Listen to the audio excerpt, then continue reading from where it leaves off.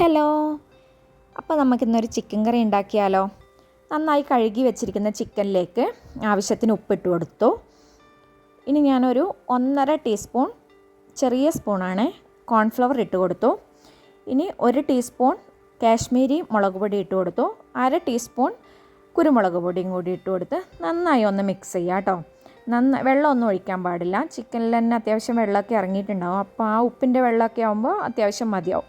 നന്നായി ഒന്ന് മിക്സ് ചെയ്ത് ഞാൻ ഒരു 1/2 ടീസ്പൂൺ കൂടി കോൺഫ്ലവർ ഇട്ടിട്ടുണ്ട്. എനിക്കെന്തോ ശരിക്കൊന്ന് ചിക്കനിലൊക്കെ പിടിക്കാത്ത പോലെ തോന്നി. അപ്പോൾ അതൊന്ന് അരമണിക്കൂർ അവിടെ റെസ്റ്റ് ചെയ്യാൻ വെക്കാം. ഓക്കെ, അരമണിക്കൂർ കഴിഞ്ഞു. റെസ്റ്റൊക്കെ കഴിഞ്ഞതിന് ശേഷം ഞാൻ വീണ്ടും അടുക്കളയിലേക്ക് വന്നിട്ടുണ്ട്. അപ്പോൾ ഞാനിവിടെ വെജിറ്റബിൾസൊക്കെ കട്ട് ചെയ്ത് വെച്ചിട്ടുണ്ട്. ക്യാപ്സിക്കം, സവാള, വെളുത്തുള്ളി, പച്ചമുളകൊക്കെ. അപ്പോൾ സൺഫ്ലവർ ഓയിലിൽ ഞാൻ ചിക്കൻ ഒന്ന് ഫ്രൈ ചെയ്തെടുക്കാമെന്ന് വിചാരിച്ചു. 2 പ്രാവശ്യമായിട്ടാണ് കേട്ടോ ഞാൻ ഫ്രൈ ചെയ്തത്. കോക്കനട്ട് ഓയിലൊന്നും യൂസ് ചെയ്യാൻ പാടില്ല. സൺഫ്ലവർ ഓയിൽ, അതുപോലത്തെ എന്തെങ്കിലും വെജിറ്റബിൾ ഓയിൽ, അതുപോലത്തെ ഓയിലിൽ ഫ്രൈ ചെയ്തെടുക്കണം കേട്ടോ. ഞാനിപ്പോൾ ഇവിടെ സൺഫ്ലവർ ഓയിലാണ് എടുത്ത് വെച്ചത്. അതിലാണ് കുക്ക് ചെയ്യുന്നത്. അപ്പോൾ ഒരു സൈഡൊക്കെ ആയതിന് ശേഷം ഞാനൊന്ന് തിരിച്ചിട്ട് കൊടുത്തു. അപ്പോൾ ആ സൈഡും ഒന്ന് ഫ്രൈ ആയി വന്നിട്ടുണ്ട്. ഇനി നമുക്കിതൊന്ന് പാത്രത്തിലേക്ക് മാറ്റിയിട്ട് നെക്സ്റ്റ് ബാച്ച് കൂടി ഫ്രൈ ചെയ്തെടുക്കാം. ഇതിപ്പോൾ നല്ലോണം ഡീപ്പ് ഫ്രൈ ഒന്നും വേണ്ട, ജസ്റ്റ് ഒന്ന് 2 സൈഡും കളറൊക്കെ മാറി ഒന്ന് കുക്കായി വന്നാൽ മതി കേട്ടോ. ഇനിയിപ്പോൾ നമുക്ക് ബാക്കിയുള്ള പരിപാടി നോക്കാം.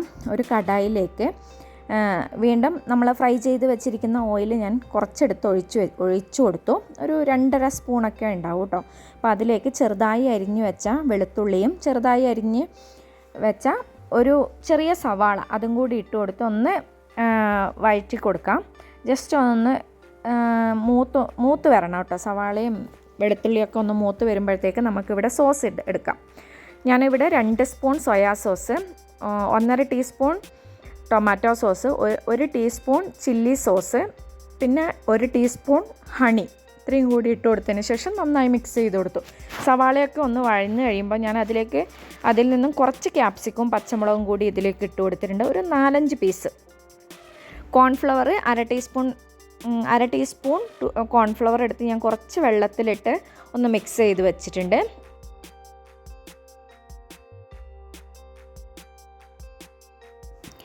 ഇനി ഇതിലേക്ക് നമ്മൾ മിക്സ് ചെയ്ത് വെച്ചിരിക്കുന്ന സോസ് ഒഴിച്ചു കൊടുക്കാം. നന്നായി ഒന്ന് വഴറ്റി കൊടുക്കണം.